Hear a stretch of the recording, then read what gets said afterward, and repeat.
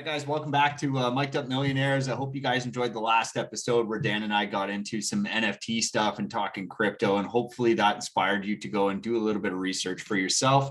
Today, we actually have Jesse, and Jesse's somebody that I've done business with Calvert Home before. So talking mortgages and stuff like that, we've done some business before from that realm of the world. But today, we're just going to talk about working on your business and having a little bit of a discussion about maybe some of the changes you have to make to leverage your own time and get some success out of your people. We'll talk about some incentives and just some of the changes. So Jesse, what's up? Introduce yourself, let everybody know who you are, why you're here, and let's get talking.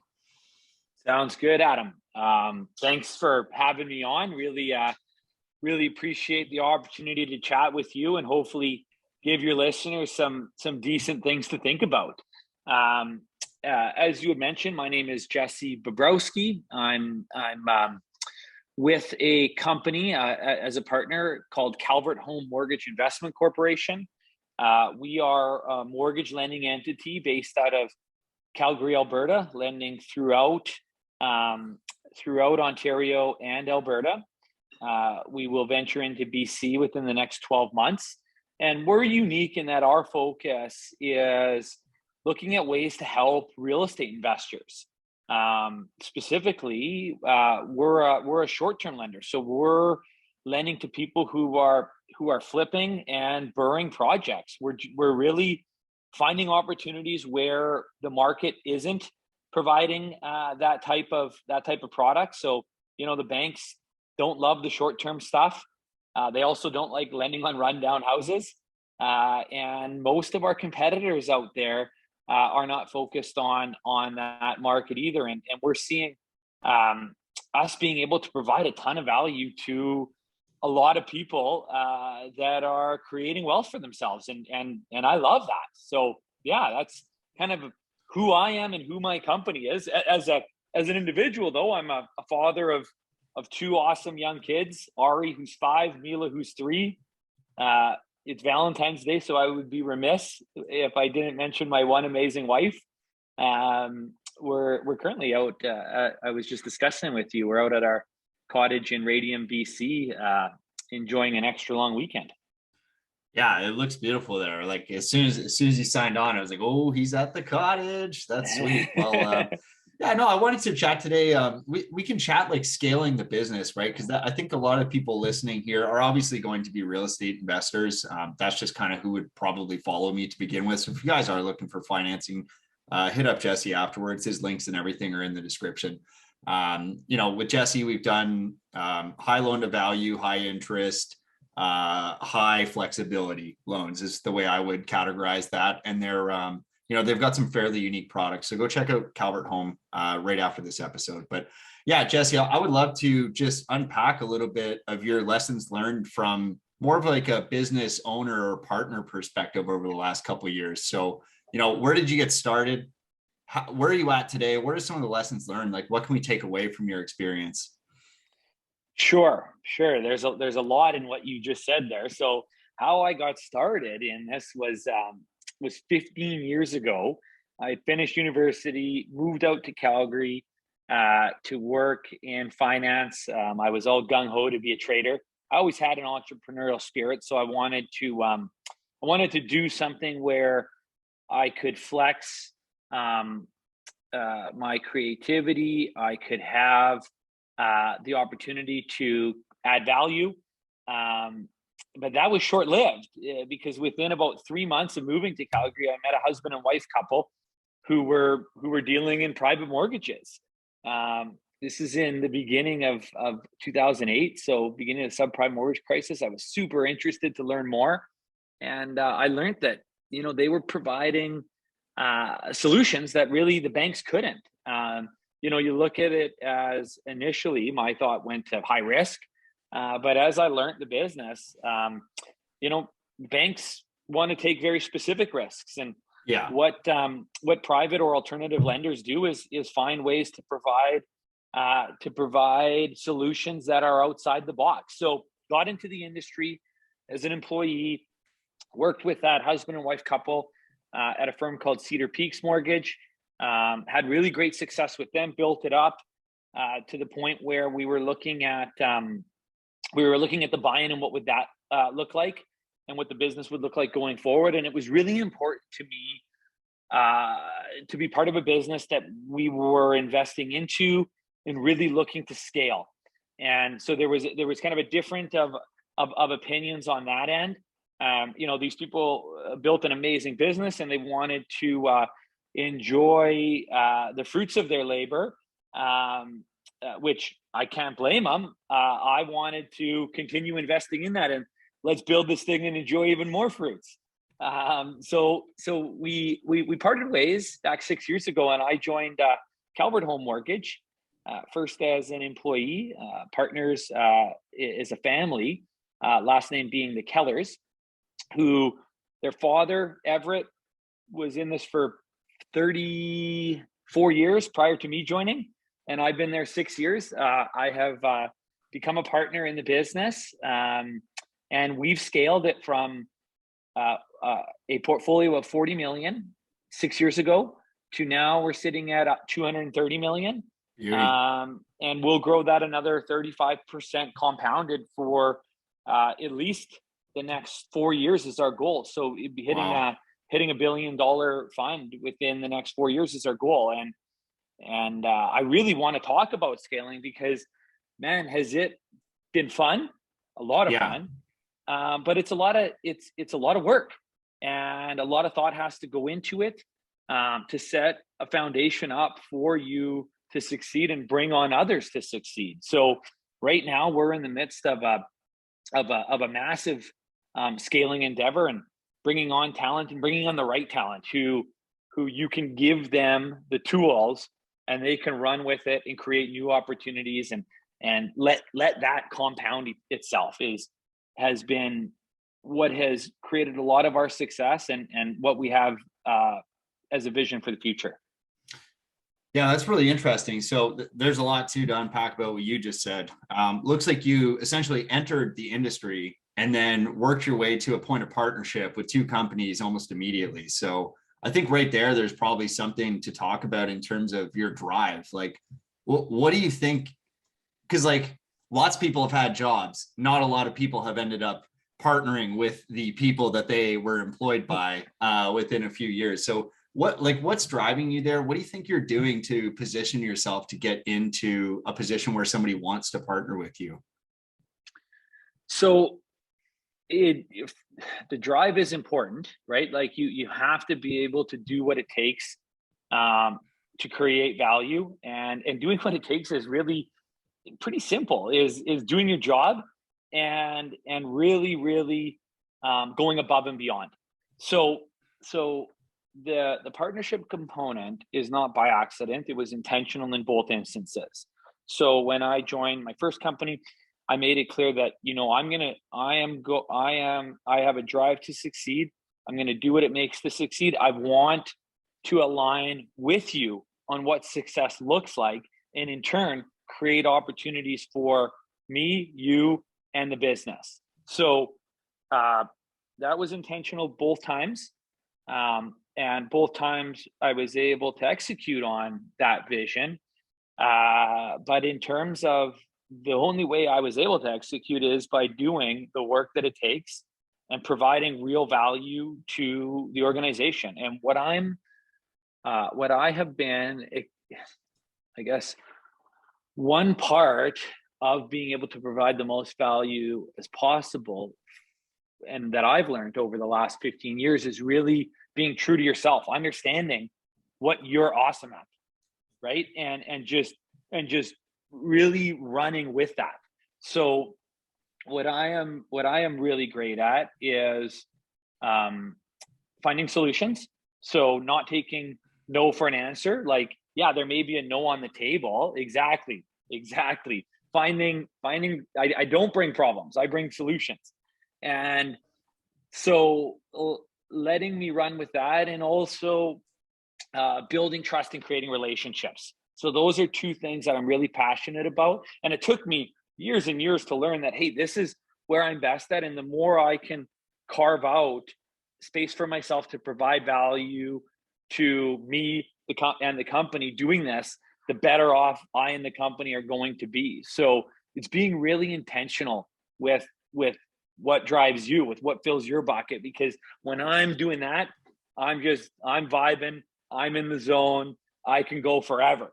When I'm sitting there, on the more nuanced, let's say administrative or process stuff, I don't love it, but I love to be involved in the process and administrative conversations to provide some guidance. But if I were stuck with that, I wouldn't be successful in either with the organization. So making sure that you're bringing in talent around you who's awesome at the stuff that you're not so good at. Those are a few, I guess, key tidbits that I've learned over the years. Yeah, I think it's really important to take a heavy focus on what it is that you love doing. I've done the very same thing in our business when we were looking at the element of scaling, and we'll hopefully unpack scaling too, because it is difficult with partners. And just start right at the beginning here. Like, first thing you said was you were in a partnership. That was fantastic. However, you had maybe a different outcome that you were strategizing towards compared to what the people you had partnered with. And I've actually run into that exact same situation before as well, where, I'm 27. I've got all the energy right now. I've got, a high drive. I've got lots of motivation. Like, I'm not going to be super excited to just be sitting around doing nothing. Like, I always want to have a few projects on the go. And so I've run into this before where, some partners maybe are in a different stage of life than myself. Like, maybe they're entering retirement age, or maybe they're in the family stage, or maybe they're in just a different section in general in terms of how much time, money, energy they want to put towards a business. And, for me, I'm being this young, I have nothing better to do. I literally don't have anything better to do than to try and grow business or otherwise enjoy like the hedonic things that I'm into, right? Like, go play with the toys that you've earned. But there's only so much play, right? Until you start really craving structure and you crave building, and you want that reward for actually doing something meaningful. And so I know that is a challenge, and I definitely am well aware of this. And now I'm much more careful about who I select my partnerships with, if I'm going to do a partnership at all. But I do think there is something huge to be said here that we're talking about, which is make sure that you're doing the things that you've got a huge competitive advantage at, and then hire out the rest. Like, we hired one of the things, speaking of scaling, we hired a full-time CPA this year in 2021. So for a full year now, we've had a full-time CPA on our salary. And when that that maybe doesn't sound as scary to some people listening, maybe, but that's terrifying to me, right? That's like, I'm not sure what we pay him. I think we pay him like 90 grand. So we pay him like $90,000 a year. And when you're really like, that's both a lot of money and no money at the same time. And I think that when we start talking about questions of scaling, a lot of people get stuck in the short term because they get really terrified about the cash outflow, or the like you said, they wanted to reap the fruit, right? Like, get the rewards today, but that delayed gratification and the ability to hire out the things that you're not going to be great at, for me, it's paid huge dividends, right? Like, I'm not going to be the guy that does, like, I love spreadsheets, but I'm not going to be the guy who's tracking our expenses. I'm just not. I'm not going to be the guy who's making sure payroll goes out on time. That's important, right? Your people need to get paid well and on time for them to even pretend to like you. And so that for me has been a huge lesson. But I mean, when we were looking at this, my one partner had suggested it. He said, we need an accountant like on the team. And I think they'll help us not only with tracking expenses and stuff, but with making strategic decisions, right? Like, when should we outlay a bunch of cash? What's our cash flow management like? What are our ratios looking like in terms of performance for the company, and providing reports and accountability for the salespeople? And all this stuff comes with a CPA. But I think a lot of people might actually get scared when they just see the ticket, like the price.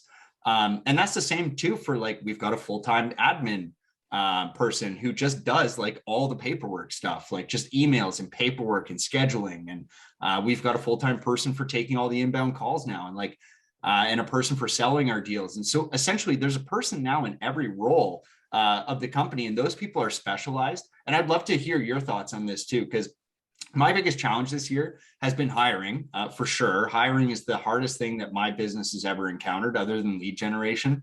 Lead generation, we've kind of fixed. We've got sort of a good formula to just spend and then get leads out the other end now. But hiring's been the hardest part. And I think once you get these people in place, we've been really leaning on specialists. Like, we want every person in our company to do a small part of the whole puzzle and do it like extremely well and extremely efficiently with a really high degree of accuracy. And for us, I know it's as important for you guys too, because we're dealing with big numbers, right? So when we make mistakes, it's actually, like, generally speaking, fairly expensive.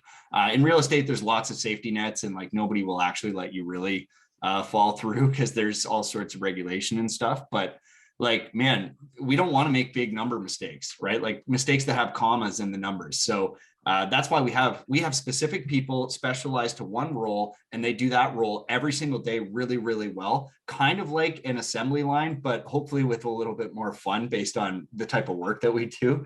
But yeah, I'd love to hear your thoughts on that. Like, how did you address, first of all, how did you even mentally get into a position where you're like, yeah, you know what, I'm going to go long, right? Where I'm going to start spending a lot more on maybe the process or the people or whatever that looks like. So how did you get there? And then what are some of your strategies and tactics for hiring the right people? Sounds good. So going long, my partner Dean, who's our president and CEO, he has always been that strategic, long-term thinker. Yeah. And that's what attracted me to the organization. Is I had met him back in 2009 when our industry was going through some regulatory changes, and him and I sat on an advisory board together. And right away, I was like, "Oh, this guy's playing chess. The rest of us are playing checkers." And just the way that he's setting things up 4, 5, 6 steps in advance. So right away, I was drawn to that. And over time, he's instilled that level of thinking in me, which has really advanced my thinking, right? Like it's not just, let's do this today because we can make a buck. It's okay, we can make a buck today, but let's make sure we're going to make all the capital. Let's make sure we're making dollars, and more importantly, building relationships go forward. So he's an amazing long-term thinker. It's always the long game. So it's just surrounding yourselves with those people. That's where I got lucky. So we have a culture of thinking about the next 10 steps. When we're doing something unique, when we're creating a new solution, it's okay. We can create the solution, but now let's create the process where we can repeat what we're doing here over and over again, where we're putting guardrails in so I don't have to do it next time. Let me build it out, but let me make sure that we're creating the guardrails where the next person can build it out and make it better. And also, even along those lines, like now that where our business has evolved to, we're using shareholder money to fund our mortgages, but a big part of what we're doing is we're using bank debt, and the banks will only give us debt on a certain percentage of our portfolio. And what's really unique is now we're thinking about, okay, what is our best cost of capital? So how do we best lend our money out to provide a return to ourselves and our shareholders? And now we're getting into portfolio management, and it's amazing how quickly the business has evolved, but there are so many opportunities where we could forget the long term, live in today, and really trip over our own feet. So that's a little bit about strategy and kind of where we're at. But as it relates to bringing on the talent, that's a really tough thing. One of my good friends, my neighbor, he's a 65-year-old retired entrepreneur, and one of his favorite sayings is he wishes his enemies as many employees as they want. Yeah, absolutely. So it's tough, right? What's worked for us is being really deliberate in who we hire. So we make sure that the job description is well outlined. We make sure when they come on, they're really clear on what success looks like, what our onboarding looks like, really investing in them. And that's worked well. But you really need to find the people that take the best employees are the ones that take success in their own hands. Yeah, and absolutely. are continuing to bring solutions, not problems, to the top. So, if you go looking, you're going to find a million problems. Yep. But if you go looking, you're going to find a million solutions and a mentality to get better each day. And that's a culture that we have in the company that is vital. But to find people that think like that, like, it's shocking how many very, very highly educated people there are out there, whether they be, designate CAs or CFAs, or they've gone to school for 1 trillion years and their MBAs. They're brilliant people as it relates to some theory, book learning, technical aspects, but their mindset is just off, right? The mindset is that of problems and not finding solutions and not thinking it through the next 5 steps and saying, here's what we should do. And whether or not that solution is right or wrong, at least they've thought it through 5 steps, and they're bringing you as a leader the opportunity to guide them and mentor them rather than do the work for them. Yeah, I think that's extremely important. Like, that's one of the things in our company we focus on 100% of the time. It's like, how much time have you put into thinking about this challenge right now that we're going to talk about in a team meeting? How much time have you actually put into thinking about it before we're bringing this up for, the room costs us a couple $1,000s an hour every time we're sitting there and thinking about problems, right? And so let's just bring me 3 solutions. And even if they're mostly shit, I will know right away which is the best one, or we can create a hybrid off of that. I've listened to a lot of Jocko Willink, and he's of the mind that somebody bringing you a solution and training somebody to essentially lead up the chain of command. So if somebody under you is bringing you solutions and saying, hey, Jesse, I think this is the way we should do this, and here's some alternatives, teaching that mindset when they bring you their own solution. Jocko Willink said something crazy. He said they're like 5 times more efficient at carrying out that task rather than us leading down, right? Top down all the time. Because like you this too, like when it comes to those operating procedures or like the back end stuff that you don't love doing, you shouldn't be the ones telling them how to do it, right? It just doesn't make sense to lead top down on things that you don't like doing, because they're already going, if you've hired correctly, they're already going to have better processes than you for managing the data or creating templates or whatever it is that you have somebody doing. And he really stresses that. And I found that to be really quite interesting because, the traditional, like I went to business school too, and the traditional thing is like, it looks very top down when in fact it actually should be bottom up, where people are bringing you process improvements. They're bringing you new and refreshing perspectives on the role itself. Like, hey, what if I could do this as well? It would make my job easier. Wow, I didn't even think about that because I don't spend 40 hours a week doing that thing, right? And so a lot of people will come up with improvements there. And one of the things that we've done is we actually use a couple tips and tricks for this. So hiring for mindset is definitely the way. Like we don't take resumes or anything like that when we're hiring. I usually do like a live Zoom webinar type situation where I just kind of scream for an hour about what it is that we are and what we do. And it's quite obnoxious. And right away that filters out like the culture fit, because most people are like, this guy's fucking insane. There's no way we're working with him. And so that filters out for culture. And then generally speaking, what we do is we like to set people up with like a reading list when we start. So we do like a full book club. We read books together. So there's like 10 books you have to read as soon as you join our team. And those are sort of the basics, like Grant Cardone, Jocko Willink, Jordan Belfort, and 5 Dysfunctions of a Team. I can't remember. 5 Dysfunctions of a Team is awesome. Lencioni, right? Yeah, so anyways, there's a handful of other books, but we have all of our people read those. And what those books really teach you is like extreme ownership, right? If there's a problem that you're facing, like that's your thing to deal with. Nobody else is coming to save you. There's no fucking safety rope, or like there's no escape rope here.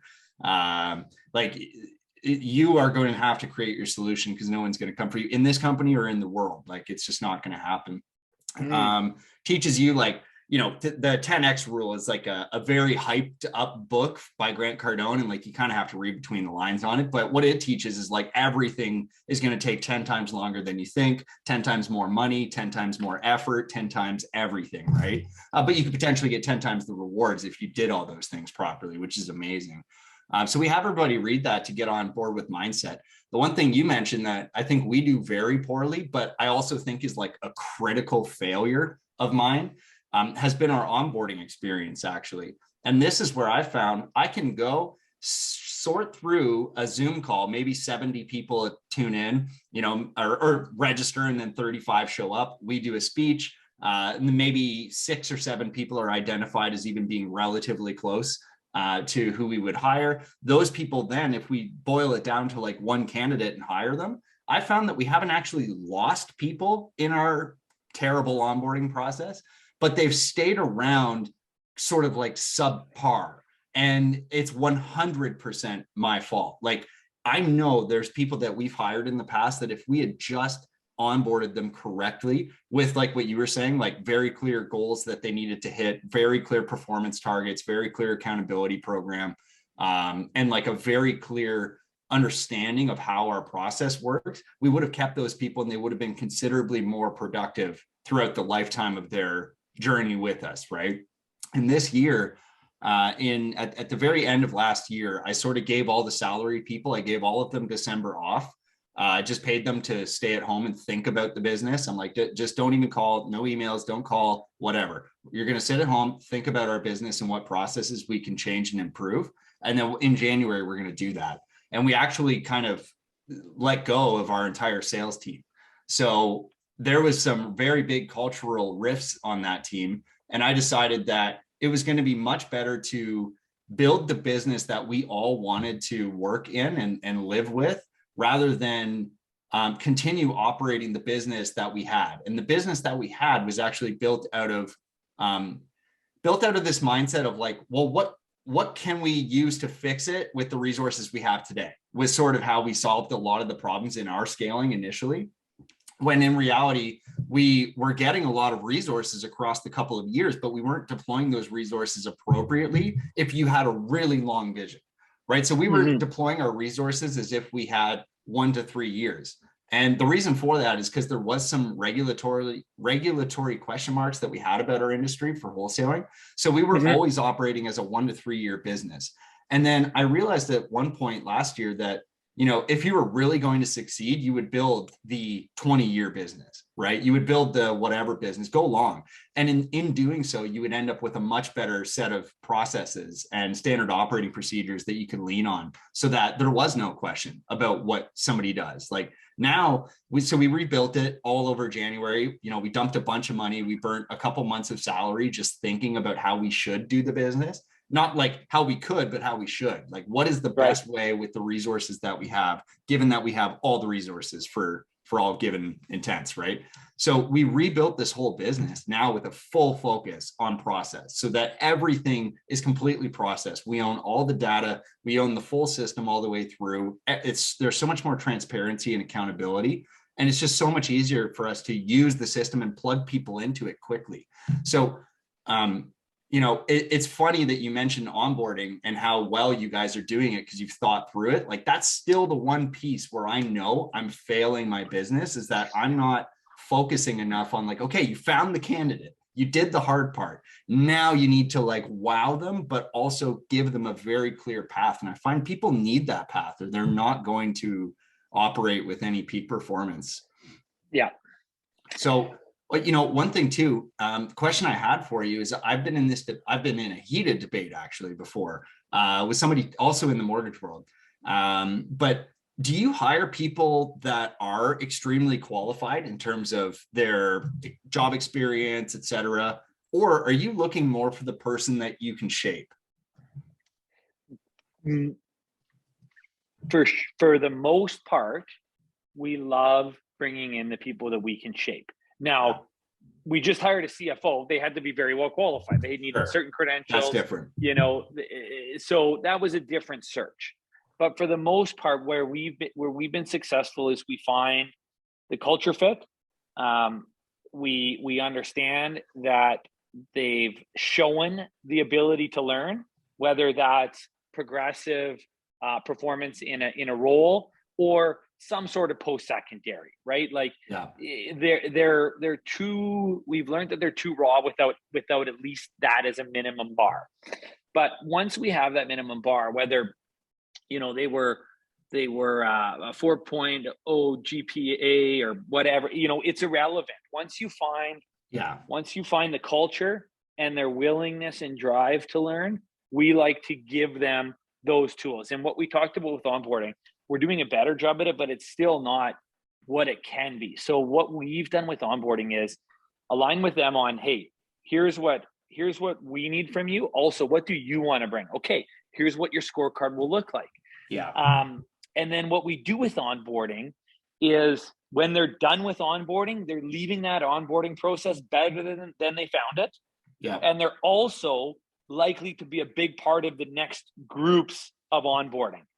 So those are a couple tricks that we're leveraging that have worked well. So in terms of finding the candidate, you know, it's all about the fit. And once we find the fit, we're willing to invest in them. One thing I'd also like to add that's a little bit part of our secret sauce that I don't mind sharing, because I think it really helps the world, is when we're hiring, we're looking for them, for their true selves to fit in the role. So we have this tool called pro.file, and it looks at assertiveness, sociability, pace, detail orientation, behavioral adaptability, emotiveness, and creativity. And for each position we're hiring for, we structure, there's an analyst that we use, third party. We talked about, you know, hiring good talent. We also really love to pay good services. So there's a third party and we say, hey, here's what we're looking for in the job description. They will help us set what the ideal profile is. And then we try to hire for within that. You'd be amazed how many accountants that we need literally in the books on the spreadsheet have low detail orientation, high pace, high sociability. Like, they're just because they're educated as accountant doesn't mean that's the position that they're going to be most set up for success in. So we're using this tool to make sure that, hey, our sales guys need to have these traits. And if they don't, if we're asking them to flex too far, they can probably do it, but they can only do it for a limited time. And they're going to get frustrated. They're going to get burnt out. We're not giving them the opportunity to be who they truly are. And so many people don't know who they truly are. So just this analysis, we provide it to our candidates at the very beginning and say, hey, review this, give us thoughts. And most say, yeah, this is exactly who I am. And we say, okay, great, you fit the role, or great, you're not even close to the role. Here's some ideas on where you should be looking. So just leveraging these tools to make sure we're putting people in places to succeed has been huge for us. Yeah, that's so smart. We actually used to do this all the time, and I completely forgot about it. But maybe that's something we should get back into. We used to use this test called the PI test, and it actually looked at quite a bit of the same things that you're talking about. We would try and get people aligned for their roles and just see like where they're at. Like I actually just pulled mine up because I haven't looked at this in a while now. And I think this is really smart. And this too is so insightful for yourself as a business owner, eh? Because like I'm just looking at mine again, and I fucking know this every day, but my title on my PI test, the predictive index test, is Maverick. Okay. Which means I'm basically just inept at any type of planning, accountability, like detail orientation. Like I'm just ridiculous. And so for my scores, it's all about like high level of independence, not very reserved, high driving, like extremely high driving, and then also highly flexible. And then there's another score on this one that talks about like your need to buy into the work. And I actually score really high on that. So like that score talks about like, you know, if I don't know why I'm doing something, or if I don't really believe in the work, I'm actually going to do a horrible job at it. And it's really interesting to understand that about the people on your team as well. Like, you know, when we first did this test, Matt McKeever and I learned something about this. We're both freaking mavericks. So him and I partnering on every business together is kind of a bad idea on paper, right? And so what that means is, as long as you understand that, we can hire then people that have high detail orientation, people that are actually much more collaborative than us, because both of us are like off the charts on independence, and then off the charts on driving force, and then just like completely ridiculous in terms of like sociability and stuff. Like, we're just going to go and like be like, yeah, let's fucking do it. And then somebody actually has to do the plan. Like, somebody actually has to do operations. Like, somebody actually needs to do logistics and lay out the marketing plan, and not just scream about it. And so fascinating. I totally forgot about this. And what you mentioned there, like on the group dynamic, like you and McKeever may be really similar. Well, you need to make sure that you're having those other traits in, or else nothing, you know, you need somebody to execute, or, you know, you guys might think and you guys might run with it, but who's filling in the gaps behind you? So that's one thing that really works well for my partnership, which is Dean, Dale, and I. Dean is up there 100,000 foot level. Dale can out lawyer any lawyer I know. He can get into the weeds. He loves it. And I'm in between, just pushing the ideas forward, and it's a really good dynamic. So if you want, Adam, I can share with you our contact for the profile. You might want to use it for your business. We have an account where we have unlimited free profiles. So if you want to send some of your candidates by us, we can share it with you, and you can kind of learn it. Anyhow, I'll have my assistant pass this off to you, and you can take it from there.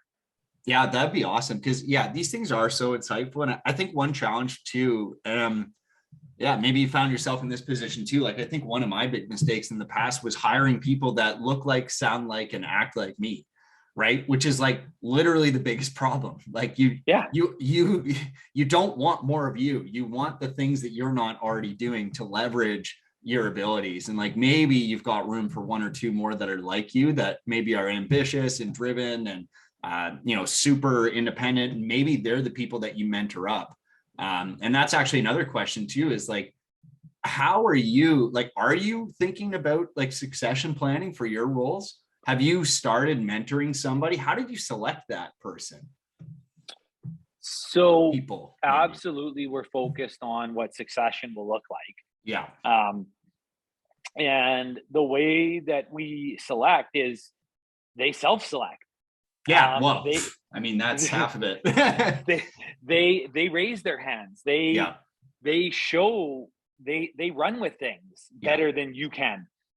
They execute in certain areas better than you can. They show the interest and the drive. So what we've done is, we create this bench full of, mostly A talent. Sometimes you get a B in there, you punt the C's, and over time, they step up in different areas. Now, what's great about a business that's scaling is you have lots of room to play with, to put those all-stars in different positions to succeed. But certainly, I have a vision for where I'm going to be in 3, 4, 5 years time. And it's not going to be what I'm doing today. And I want to make sure that I'm mentoring the next talent that's going to take on the certain areas that I'm going to be doing today. Now, I'm going to be doing a lot of what I do today, but hopefully bigger, better, at a totally different scale. So I got to make sure that we have the talent that's going to be able to take on a lot of those responsibilities that I'm going to vacate. And even right now, as an owner of a scaling business, we're wearing too many hats. Absolutely. Dean, Dale, and I, we need to start shedding things, and we are.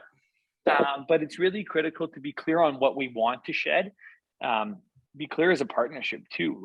Have that transparency on, hey, Dale, I see you doing this. Is this really the best use of your time? Challenging each other.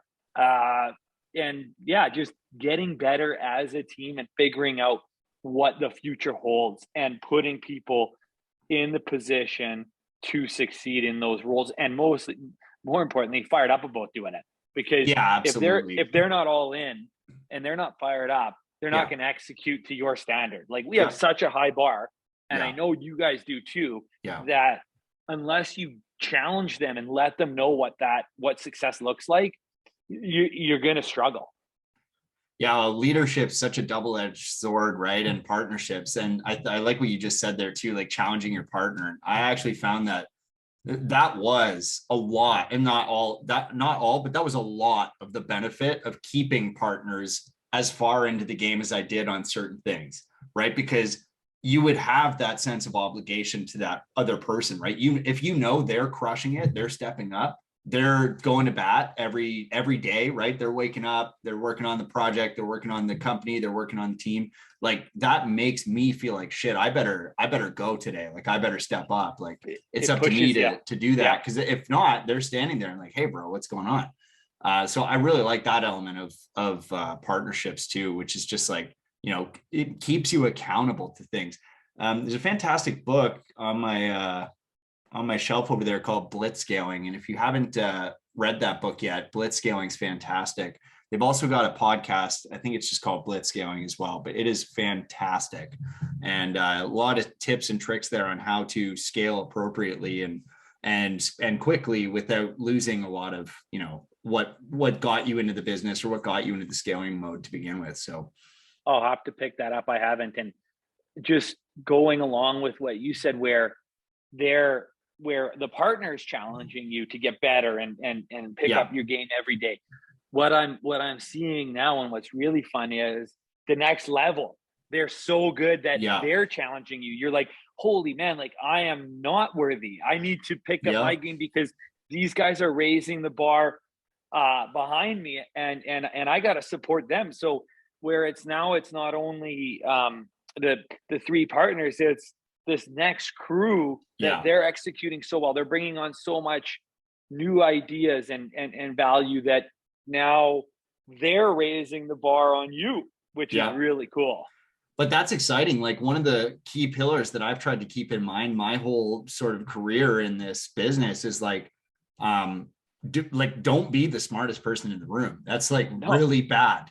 And not that there's a high fucking bar there for me, but, you know, like hire people that are better than you, right? Like I'm a really great communicator. I'm a really bad salesperson. Like I don't really do sales, right? Like I know that I seem outroverted and I can talk to anybody. I can hold a conversation with literally anybody. That's fine. I'm not the person that you want to send in for your hostage negotiation. Okay. Everybody's going to die. They're going to run away with the money. Like that's just how it works for me. And so I've always been very comfortable with hiring people that were much better than me at sales. And I think that flows over too into any other element of the business. And I think that's really important to do. One thing I did have happen this year, which I'm still not sure how I think about it. I know it's a lesson. I know there is a lesson in here, but it was really sort of unsettling, I guess, where I had sort of, I guess, groomed, if you will, or brought up somebody under me who I thought was really learning the things that I needed to impart on them in order to run our business, or really any business. A lot of business principles are transferable, of course. But, you know, I was really kind of shocked, hurt, disappointed, or however you want to label it. When I tried to move fast with this person. I tried to say like, hey, you look like you're going to have a ridiculous future. And I want to capture some of that as a team, right? I want to work with that, foster that, and invest in that by getting you more involved, right? I want you to take on some ownership of the company or some sort of profit sharing, or like what, there was several offers made, but you know, this person just turned it down. And it was really fascinating because I've never found myself in that position, right? I've always been sort of not a yes man, but like when somebody offers me opportunity, I almost always capitalize if it's in line with my goals and my values and stuff. And so I guess maybe there's my lesson there. It's like, maybe it just wasn't in line with their goals and values, but like that to me was such a shock. And so it's like taking one of your all-stars and being like, dude, like come run even further with me. And they said no. And I was like, fuck, like that actually sucks. Because I was really looking forward to that. And so have you ever run into something like that? Yeah, absolutely. Absolutely. And that's part of managing people is that, like you said, we have a bias to try to find people that where our goals and our abilities align, and we just think everybody thinks like us. They all want the same things, and it's not the case. And I've noticed that, you and your team, for being the age you are, a lot of what you guys do resonates with me as a business owner and me as an individual. Although when you go out to the populace, the way that you're thinking and your drive and what you want is unique. So I've worked with many very talented people that are happy to punch the clock, want different security, want a different lifestyle, have different goals. And to me, it's just understanding that, okay, not everybody has to be a visionary, a business builder. We can work within their confines and set ourselves up to succeed. It's definitely disheartening when you start learning it and being like, oh man, I can't believe this person doesn't want this opportunity. If I was given this opportunity when I was in this stage, I would have just ran with it. And yeah, that's what has brought you to this stage in life, but it doesn't resonate with everybody. So it's really where we talk about scorecarding, which is a new tool that we're using, where I'll work with the individual to say, what would success look like for you in the upcoming year? And some don't even know where to start. Others know where to start, and it's like, oh, okay, like that's it. Like, don't give them what you think success looks like. Take it from them and then curate it for however you're going to allow them to succeed, the business to succeed, and you to succeed as a leader. So I hear what you're saying on that, and I know how tough it is when you realize that not everybody's built the same. And then the trick is just to figure out how to create wins for everybody within that. Well, that's interesting. We actually have like a goals setting meeting coming up on this Friday where we're going to really unpack everybody's goals. And we usually do, it sounds like you're doing it in a more structured way where you're truly defining, like, here's the things we're going to talk about in terms of, like, it's more than just money or salary objective or whatever. And I sort of left it pretty loose, which is going to work to my advantage now talking to you about this. Like, I think the better way to set this up is they still have like a week to prepare all of their goals and everything. And in the past, we've always asked them, like, what are your health goals, right? We've always asked health goals because we always promote like physical fitness and just being sharp on every element of your life. Like we try to say, like, how you do anything is how you do everything. That's from some book that we read in the past. I don't remember which one, but it is important, right? Like, the whole make your bed situation, right? Like, is your house clean? Because like that shit matters. If you're not clean and ready to go there, you're just distracted all the time. So I think that is an important thing that we should work into our Friday meeting. Then it's just like, scorecard. I think that's a good way to put it too. Like, have you ever seen, we actually have an online scoreboard that we built with avatars, and we gamified all of our accountability. So it's like, number of offers made, assignments, walkthroughs, calls taken, doors knocked, and everything. And we sort of made it look like a video game online, which is pretty cool. I'll have to check it out. But yeah, the more you can, determine your KPIs and make it fun, and people know where they stand and where their colleagues stand and where the organization stands, the better off you are. But I love that, leaving it open, and it's amazing. Some people really struggle with that. Others just run with it. But providing the framework and letting them fill in what's important to them. No, I think that's super smart, because then that just sets you up well as well. And I'd love to ask you about some of the incentives you guys offer, because I think in the past, like, we've offered these really cool and fun incentives that I don't know were fully in alignment with some of the people on the team. Like, some people thought it was the coolest thing ever. We bought our team like Mont Blanc pens. We bought them custom tailored suits. We did watches for everybody. Like at one point bought everybody a tag if they hit certain sales goals. But like, you know, does that apply to the admin girl who like maybe doesn't give a shit about any of that? Like, I don't know, probably not. And how do you set her up for success? So like, yeah, I would love to hear like, how do you guys lay out your incentives? Is it related to your scorecard, or is it just a pure part of the company and its operations? No, so it's very much related to the scorecard. So the scorecard will say like, it will be able to pick it up at any time and say, are you on track? And if you accomplish what success looks like, then here's what it means in terms of perks, in terms of compensation, in terms of these things. So what we do is we like to start off with the organizational goal, right? Sure. And then we like to go down to the team goal, yeah, and then the individual goal. But just like you said, or just like we were talking earlier on how everybody's built different and what success means to them, what the result of success meaning to them is also very different. So it's not always financial. It's not always material. It may be an extra day off. It may be a dinner out.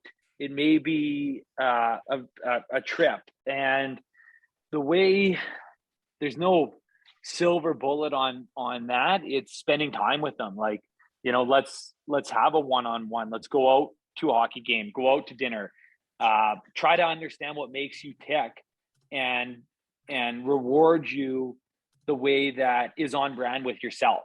So, you know, comp is easy. Just give them more money. Well, that doesn't always resonate with them. I've actually found more often than not, it does not.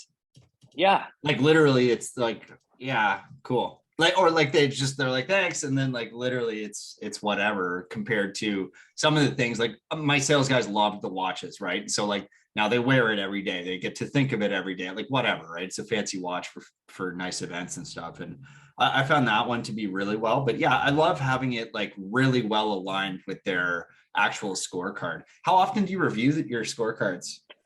We'll be doing it quarterly. Although in actuality, we have a sales meeting every week. Yeah. And the bulk of what's on that scorecard, like the real KPIs, are right there. We're looking at them every week. We're talking about them. They're very visible. We track against them. So it's there within the sales team on a weekly basis. But then we have a one-on-one on a quarterly basis where we review it individually, find out if, you know, the scorecard changes. Business changes, people change, everything changes. So are these even the right metrics to use anymore? So just checking in, but really the scorecard is there on a weekly basis. Everybody knows where the organization stands, where the team stands, and where the individuals stand.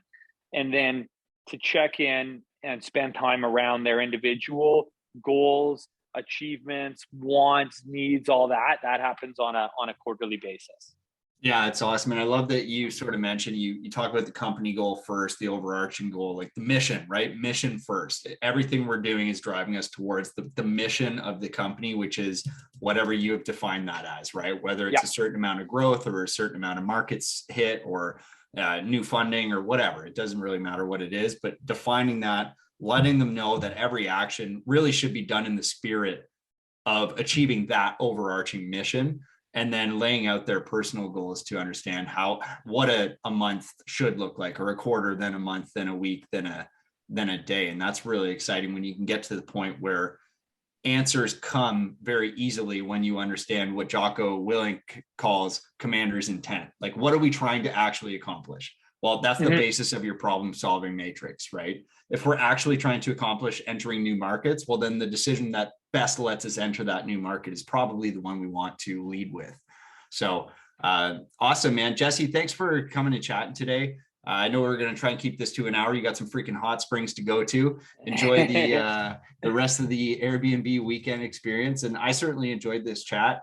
You know, definitely a business owner centric, right? Which I like. And it's just cool to hear how other people are running their business and what they're doing. Because we're all out here just basically taking shots in the dark. I don't think anybody's got anything figured out, and it's largely trial and error, but when we can have conversations about it, I think it does help. So that's awesome, man. I really appreciate it. Let us know where we can reach you, and I'll post all that stuff in the description for everybody. Yeah. So thank you again. I love what you guys are up to. It really is inspiring. You're awesome representatives of a really niche industry of real estate investing. I am going to get out. I want to go hang out for a weekend with you guys in Kenora. I think we'd have some really amazing discussions and cool times. Yeah, but regardless, you can reach me at Calvert Home Mortgage for Instagram. We try to put really good educational content on there, no fluff. Provide value to who's checking in on us. We have a solid website that we're continuously investing into, www.chmic.ca.